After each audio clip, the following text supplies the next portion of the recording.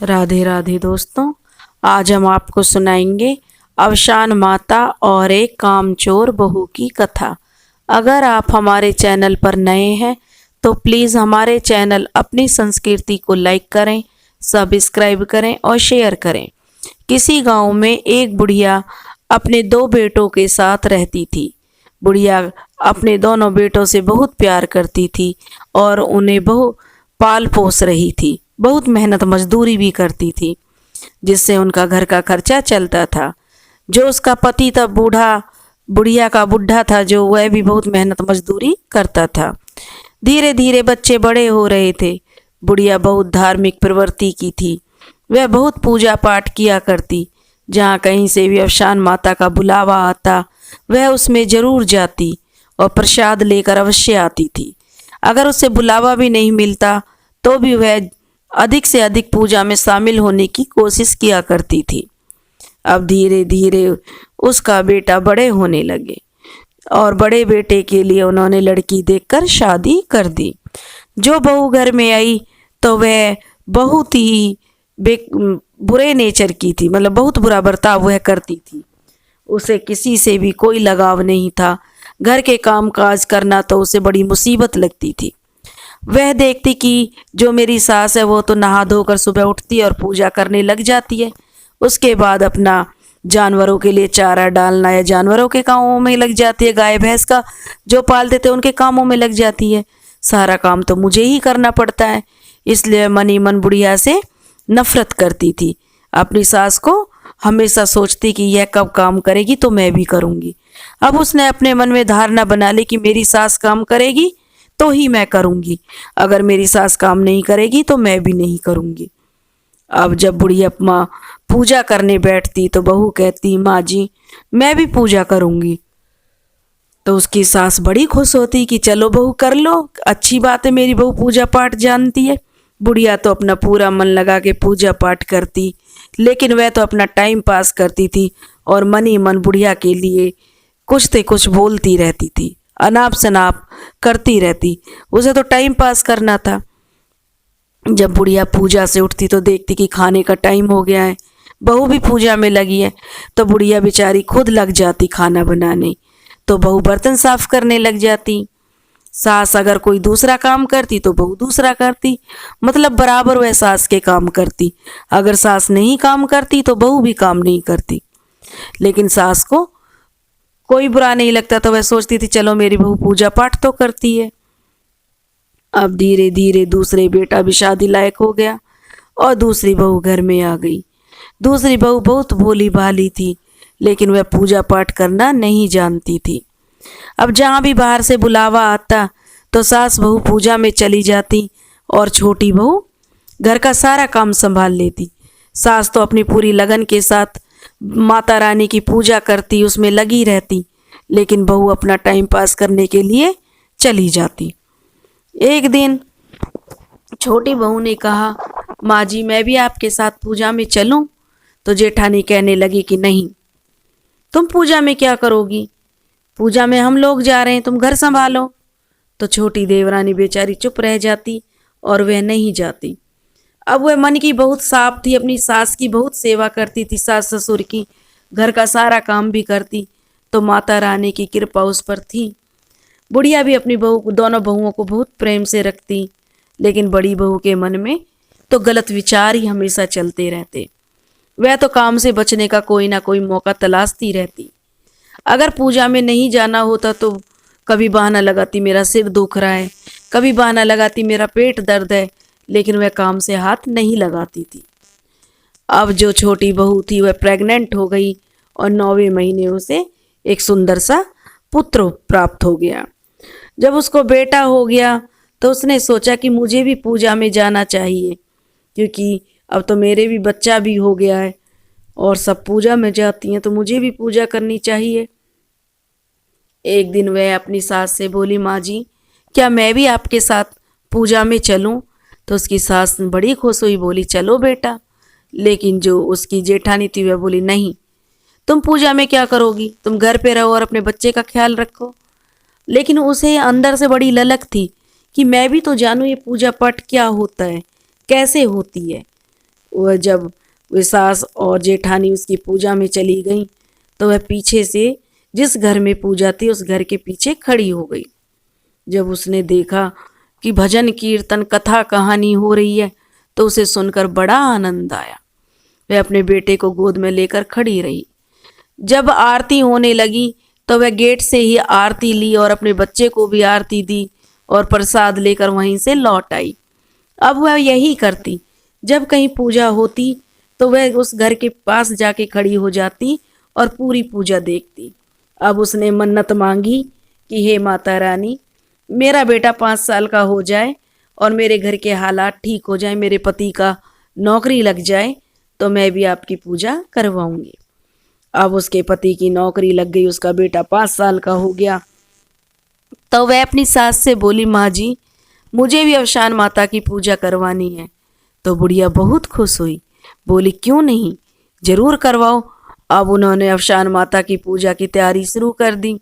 अब वह बहू अपनी जेठानी से बोली, दीदी मुझे नहीं पता अवशान माता की पूजा कैसे होती है, आप मुझे बता दीजिए। तब वह उसकी जेठानी बोली, ज़्यादा कुछ नहीं होता अवशान माता की पूजा में, तुम एक काम करो, एक परात लेकर नदी पे जाओ और वहाँ से जो बालू रेत है वो भर लाओ और उसे लाकर लाल कपड़े से ढककर और जहाँ चौकी लगाई है उसके पास रख दो और चावल के आटे के 2 मतलब लड्डू बना लो, चावल के आटे के 2 लड्डू बना के रख दो और उन्हें भी ढक के रख दो, किसी को मत बताना, बस यही होता है। उसने बहू ने बेचारी भोली भाली थी, कुछ जानती तो थी नहीं, उसने ऐसा ही किया। सच्चे मन से वो गई और परात भर के बालू लाके रख दिया और जो चावल का आटा था उसके भी 2 लड्डू बना के रख दिए। अब गांव की औरतें आई, भजन कीर्तन कथा कहानी हुई और बाद में बोले कि लाओ प्रसाद दो, प्रसाद बांटते हैं। तो जो छोटी बहू थी वह अपनी जेठानी से बोली, दीदी आप प्रसाद बांट दीजिए, आपने जो कहा था वो मैं ले आई। तो जेठानी जो बोली, अरे हम प्रसाद क्यों बांट दें, अपना प्रसाद तुम खुद बांटो। जेठानी तो मन में सोच रही थी ये तो सबको रेत बालू रेत बांटेगी। तो जेठानी बोली कि हम प्रसाद नहीं बांटेंगे, तुम्हारी माँ जो तुमने मनोकामना मांगी थी वो पूरी हुई है, तुम्हारी तो गोदी में संतान भी है, मेरे तो संतान भी नहीं है, इसलिए प्रसाद तुम बांटो। जब वह परात उठाने गई तो उसने जैसे ही कपड़ा हटाया तो 56 भोग में बदल गया। उसकी इतनी अच्छी खुशबू उठ रही थी कि प्रसाद का स्वाद ही बहुत अलग हो गया। जिसने भी देखा वो तारीफ किए बिना नहीं रहा कि देखो बुढ़िया ने अपनी बहू से कितना अच्छा प्रसाद बनवाया है, पूरे 56 भोग बनवाए हैं, तरह तरह के प्रसाद जिनकी सुगंध बिल्कुल मतलब मन को भा रही थी। यह देखकर जेठानी भी जल भुन गई कि मैंने तो इसको बालू रेत लाने के लिए बोला लेकिन इसने इतना प्रसाद का कैसे बना लिया। और उस बहू ने सबको, छोटी बहू ने सबको प्रसाद दिया, अपने सास ससुर जेठ को भी दिया, जेठानी को भी दिया। जब जेठानी प्रसाद खाने लगी तो उसके मुंह में तो बालू रेत गया, उसने थूक दिया और अपनी देवरानी को झिड़कने लगी कि इस तूने सबको प्रसाद दिया और मुझे बालू रेत दे दिया। जो वहाँ पे महिलाएं थीं वो कहने लगी, अरे नहीं ये आप क्या कह रहे हो, इसने तो सबको वही प्रसाद दिया है जो हमें दिया है, लेकिन आपको बालू रेत कैसे दे सकती है, वही परात से हमें दिया वही तुम्हें दिया, देखो प्रसाद खाने में भी कितना स्वादिष्ट है, इसका स्वाद तो भूले नहीं भुलाया जाएगा, ऐसा प्रसाद तो हमने कहीं नहीं खाया। और जेठानी बेचारी मन महसूस कर रह गई। अब जब सब औरतें घर चली गईं तो उसकी सास, जो बूढ़ी सास थी, वो बोली कि इसमें क्या रखा है, जो ये लाल कपड़े से ढका हुआ है छोटी प्लेट में, इसमें क्या है। तब छोटी बहू कहने लगी कि इसमें मैंने चावल के 2 लड्डू बना के रखे हैं। जब उन्होंने उसे उठाया तो देखा दोनों लड्डू सोने के बन गए। तो जो जेठानी थी वो लड़ने लगी, कहने लगी एक लड्डू मेरा है और एक तेरा, क्योंकि मैंने ही तुझे बताया था। तो देवरानी कहने लगी कि कोई बात नहीं दीदी, आप ये लड्डू रख लीजिए, एक मेरा, आप कह रहे मेरा है तो आप रख लीजिए। और वह एक लड्डू उठाकर जेठानी को दे देती है। उधर वह दूसरा लड्डू उठाती है छोटी देवरानी और कहती है अपने ससुर से, पिताजी ये मैंने चावल के लड्डू बनाए थे लेकिन माता रानी की कृपा से सोने का हो गया, ये आप लीजिए, इसे बेचकर आप घर की ज़रूरतें पूरी कीजिए। और उधर जब जेठानी बड़ी खुश हुई, उसके मन में तो बहुत लालच था। वह उस लड्डू को लेकर जो संदूक में रखने गई तो वह फिर चावल का आटा बन गया। यह देखकर वह जल भुन गई और जेठ देवरानी के ऊपर आकर फेंक कर बोली, यह ले, तूने तो मेरे साथ हमेशा छल किया है। इस पर उसकी सास उसे समझाने लगी, बेटा ये तुम क्या कह रही हो, छोटी बहू तो बेचारी मन की साफ है और तूने लालच में उससे क्या क्या करवाया है। छोटी बहू पूरी बात अपनी सास को बताती है कि दीदी के कहने से मैं तो जो रेत बालू रेत लेकर आई थी जो 56 भोग में बदल गया। मुझे तो माता रानी की कोई पूजा करनी आती नहीं थी और आपसे मैंने पूछा भी नहीं था। तो जेठानी बड़ी शर्मिंदा होती है।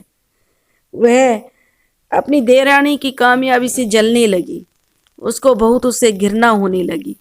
अब धीरे धीरे दिन बीत रहे थे।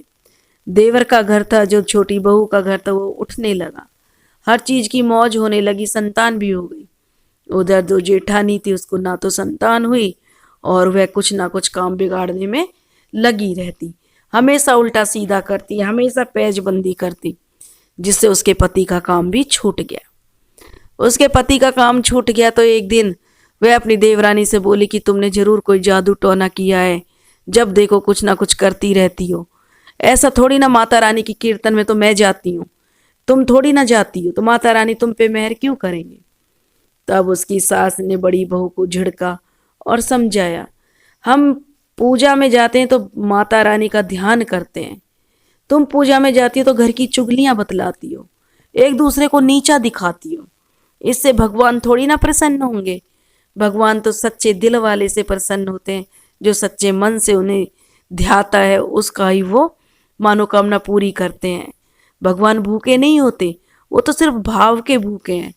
जहाँ उन्हें भाव मिलता है, जहाँ उन्हें प्रेम मिलता है, जो उन्हें निश्चल मन से प्रेम करता है, उसी की वो सुनते हैं।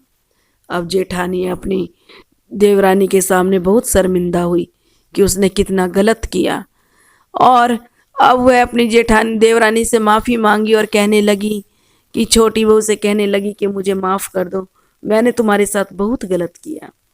अब उन्होंने फिर से पूजा रखी और अवशान माता की कृपा से जेठानी को अकल आ गई। अब वह अपनी सास को भी आदर सम्मान देने लगी, ससुर को भी देने लगी और देवरानी से भी स्नेहपूर्वक रहने लगी। धीरे धीरे उसकी भी एक सुंदर सा पुत्र हुआ। फिर उन्होंने अवशान माता की पूजा की और धीरे धीरे उसके पति का काम लग गया और सब काम सही होने लगे। घर में हर तरह से हर प्रकार की मौज हो गई, किसी प्रकार की कोई कमी नहीं रही। हे अवशान माता, जैसे तुमने छोटी बहू की मनोकामना पूरी करी वैसे सबकी करना। कहते सुनते हुंकारा भरते, बोलो अवशान माता की जय।